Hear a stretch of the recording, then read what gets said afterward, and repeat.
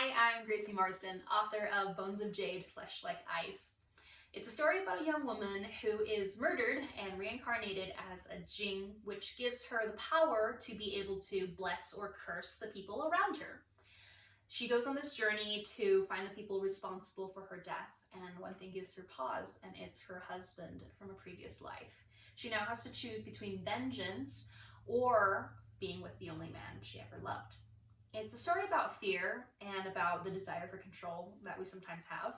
It's about the vulnerability that comes from loving someone, and it's about the power of choice. It's a book that I really hope will make people think about the things that make us human.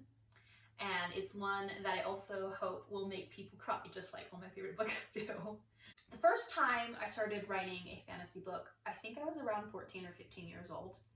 And it wasn't very good. It was basically a ripoff of my favorite fantasy book at the time.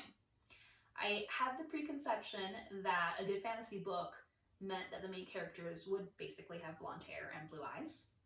And it wasn't until I watched the second X-Men movie where there was this really cool Asian mutant lady that I felt like I had the permission to be able to write a character in my fantasy books that looked like me. So this book is something that I hope a younger version of myself would have enjoyed reading and would have made her excited about reading. It's heavily influenced by the violence and the romance in the C-dramas that I watched with my mom as a kid, and I wove in a lot of my favorite Taiwanese myths that I read growing up. I'm really excited to share this work with you, and I really hope it's something that you all will enjoy.